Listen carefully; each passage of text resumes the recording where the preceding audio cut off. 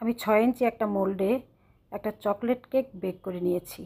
Hello viewers, আসসালামু আলাইকুম। এই কেকটা এখন আমি কেটে আপনাদেরকে সম্পূর্ণ ডেকোরেশন। আমরা যখন চকলেট কেক বানাই তখন আমরা চিন্তা করি যে আসলে চকলেট কেকটা মানে ঠিকঠাক মতো সফট হচ্ছে না, মানে স্পঞ্জ হচ্ছে না। আসলে আমাদের অনেক কিছু ভুলের জন্য এই সমস্যাগুলো হয়।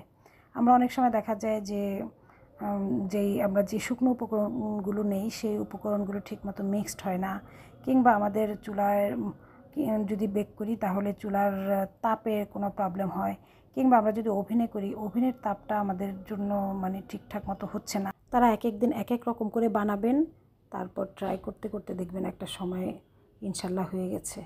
আসলে মানুষ চেষ্টা করলে সব কিছুই সম্ভব। আপনাকে প্রতিদিন চেষ্টা করে যেতে হবে। এবং কেকটাকে ক্রাম কোটিং করে নিচ্ছি। দেখতেই পাচ্ছেন আমি প্রথমে সুগার সিরাপ দিয়ে কেকটাকে ভিজিয়ে নিয়েছি, এরপরে চকলেট ক্রিম দিয়ে প্রতিটা পার্টে পার্টে আমি কোট করে নিচ্ছি। আর এর মাঝে আবার চকলেট গানাশ দিয়ে দিচ্ছি যাতে কেকটা খেতে ভালো লাগে, প্রত্যেকটা বাইটে যাতে চকলেটের একটা স্বাদ পাওয়া যায়। আসলে একটা চকলেট ওভারলোডেড কেক করার জন্য ভেতরে প্রচুর পরিমাণে চকলেট দিতে হয়, কিন্তু আমি এখানে চকলেট ওভারলোডেড কেকের অর্ডার ছিল না আমার, তাই আমি অল্প করে চকলেট গানাশটা নিজে থেকেই দিয়ে দিয়েছি যেন খেতে ভালো লাগে, মুখের মধ্যে যাতে চকলেটের একটা টেস্ট এমনিতেই চলে আসে।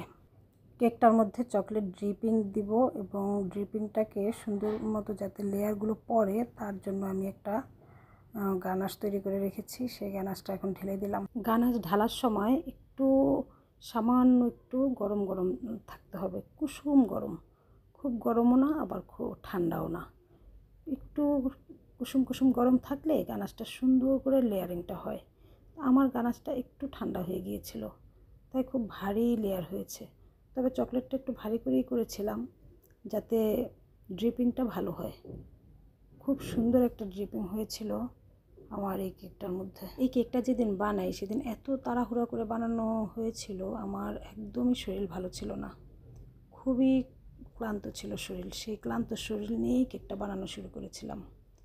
তারপরে কেকটা 2 ঘন্টার মধ্যে কমপ্লিট করে পাঠিয়ে দিয়েছি। এর মধ্যে 2বার এসেছিল কেকটা নেয়ার জন্য। বাচ্চারা কেকটা অর্ডার দিয়েছে তো ওদের এক্সাইটমেন্ট থেকে ওরা কয়েকবারই এসে কেকটা দেখে গিয়েছে আমার কতটুকু হলো, কিভাবে বানাচ্ছি। আর আমিও মানে অনেক বেশি তাড়াহুড়া করে বানিয়েছিলাম কেকটা। আসলে তাড়াহুড়া করে বানালেও আমার কাছে খুবই ভালো লাগছিল কেকটা। যারা নতুন কেক শিখছেন কিংবা নতুন নতুন কেক বানাচ্ছেন এভাবে চকলেট গানাশ দিয়ে বা চকলেট ড্রিপিং দিয়ে, তারা চকলেটের যে গানাশটা এই গানাশটার পরিমাণটা ঠিক রাখবেন আপনারা আপনাদের মেজারমেন্ট মতো। তবে চকলেট গানাশটা তৈরি করার সময় অতিরিক্ত তাপ যাতে না হয়, তাতে চকলেটের গানাশটা পুড়ে যেতে পারে, নষ্ট হয়ে যেতে পারে। এতক্ষণ যারা আমার ভিডিওটা ধৈর্য ধরে দেখেছেন তাদেরকে অসংখ্য ধন্যবাদ। যদি আমার ভিডিওটা ভালো লেগে থাকে তাহলে লাইক, কমেন্ট, শেয়ার দিয়ে আমাকে আরেকটু উৎসাহিত করবেন। আল্লাহ হাফেজ।